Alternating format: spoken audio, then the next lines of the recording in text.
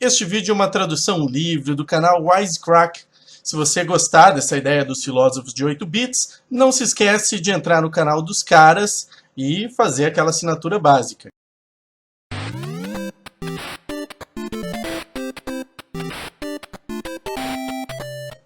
Caros espectadores, considere um mundo onde não existe o dinheiro, sem divisão de classes, em que cada um contribui com as suas habilidades e, em troca, satisfaz todas as suas necessidades. Parece bom demais, não é verdade?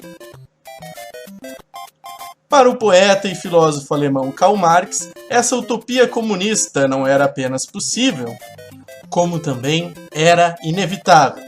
Ou, como ele mesmo definiu, era a marcha da história. Embora profundamente influenciado por Hegel, que propunha que a história se desenvolvia através do conceito abstrato de espírito do mundo, Marx acreditava que não é o conflito de ideias que impulsiona a história, mas sim o conflito da nossa relação com os bens materiais que levará a história ao seu fim, especificamente as condições de trabalho.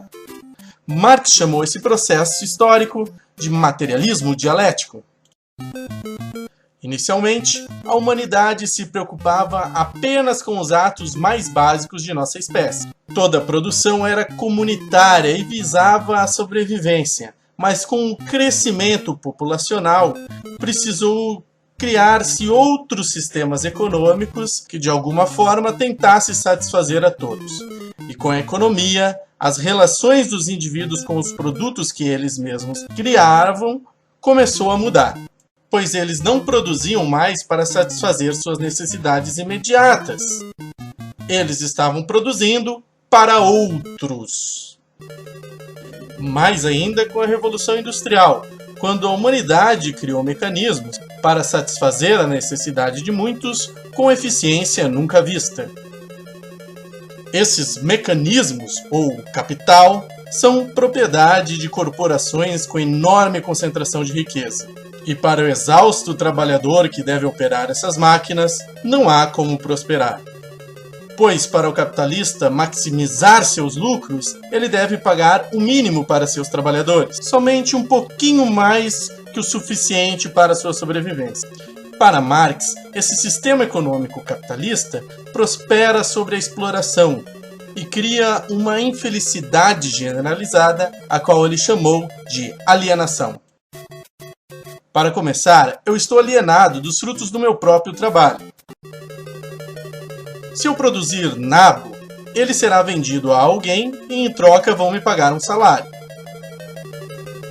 Ou seja, o meu trabalho se torna uma mercadoria tal como a coisa que eu produzi. Assim, eu fui separado do fruto do meu trabalho. Eu não me vejo no meu trabalho. Isto é alienação. O capitalismo também aliena um dos outros. Para os trabalhadores produzirem com mais eficiência, o capitalista diz que eles estão em constante competição, que há vencedores e perdedores, transformando assim o nosso companheiro em um adversário. E tem mais, o capitalismo nos aliena da nossa própria natureza. Criar algo é uma grande fonte de satisfação para a espécie humana.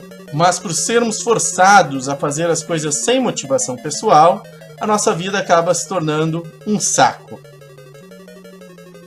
Conforme o tempo passa, o poderio da indústria torna-se cada vez mais concentrado entre uma seleta elite. A desigualdade entre o proletariado e os capitalistas apenas aumenta e aumenta e aumenta. Para Marx, essa desigualdade eventualmente vai se tornar tão grande que os trabalhadores, uma hora, vão se levantar para derrubar a opressão da minoria burguesa, inaugurando assim uma nova sociedade. Uma sociedade em que não existe propriedade privada, não existe divisões de classes sociais, e que o trabalho das pessoas é realizado para o bem comum, variando de acordo com a capacidade de cada pessoa. Isso, meus amigos, é o que Marx chamava de comunismo. Ainda hoje, o marxismo é uma das ideologias mais influentes do mundo. E para alguns, a ascensão desta utopia marxista encontra-se num futuro não muito distante.